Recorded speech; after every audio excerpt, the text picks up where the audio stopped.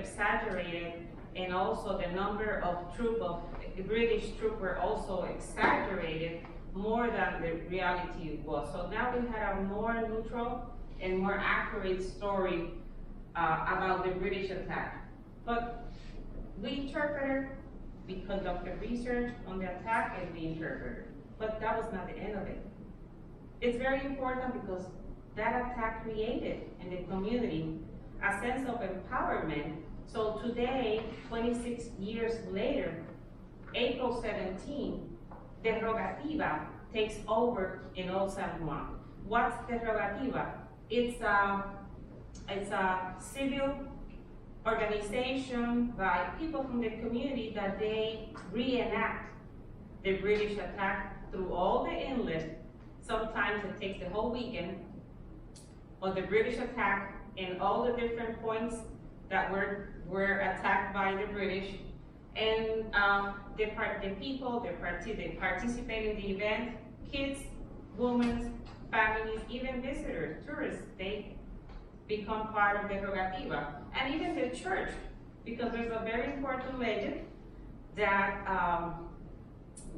one of the nights of the attack, British ships were just waiting outside of the bay, and the bishop decides to make a rogativa. A rogativa is a parade where the women with torches, they go through the street praying the rosary.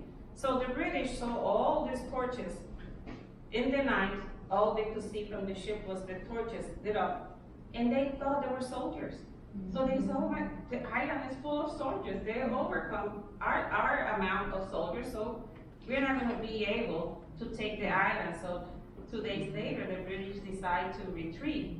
So the church is a little bit exaggerated at first, but it's a legend.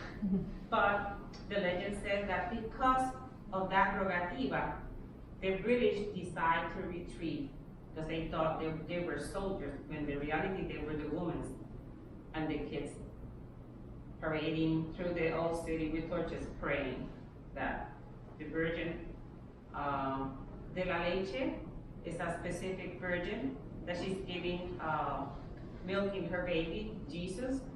That is the icon of this group, and at that moment the original was in the old church in San Juan. Years later it disappeared, but the accounts confirm that that was the virgin that it was at that moment in the church.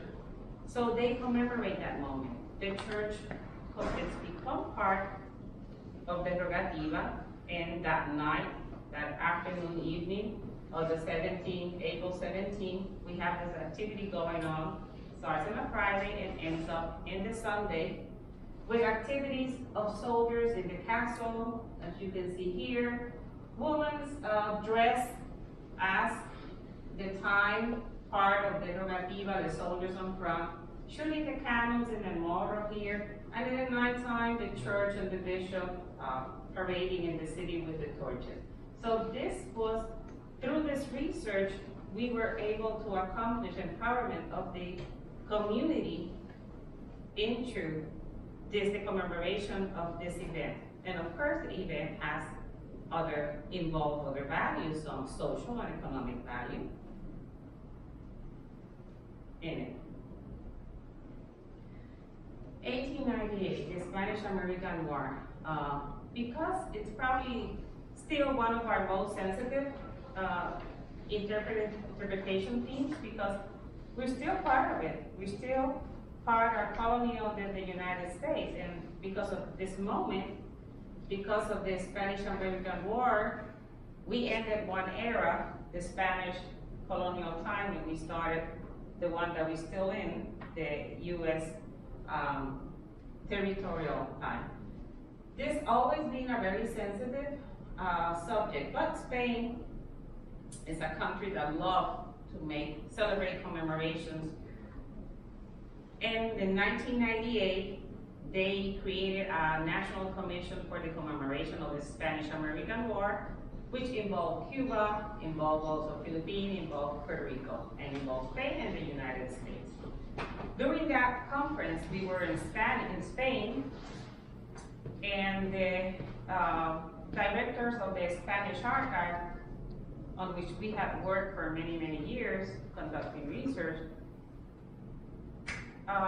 shared with us that they had found these boxes in the storage area that were uncatalogued, and they were not sure if they were documents related to San Juan, Puerto Rico, or San Juan Hill in Cuba. So, because we were from Puerto Rico, they asked us if we could take a look at the documents and find out if they were really, who they really belonged to. So we immediately went and took a look to the boxes, and it was just the discovery of the century. 100 years after the Spanish-American War, those boxes had basically our history. The entire documentation of the Spanish-American U.S. campaign in the island of Puerto Rico, which we thought they were lost as part of the reprieve of Spain, and we lost them. And they in those boxes were every single telegram exchange between the Spanish General Macias and the U.S. General Nelson Miles negotiating the invasion. So the whole story was there. And more.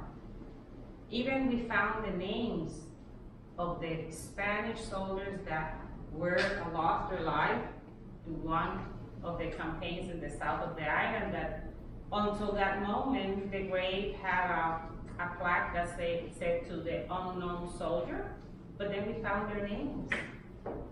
So 100 years later, there was some reconciliation with the relative from those soldiers, because a Spanish general came from Spain with their names and installed a plaque in the monument. We immediately thought, we understood immediately that it was necessary to rescue that information for research, because that changed our history, not only about the Spanish-American War. It had the entire records, folders, containing the urban expansion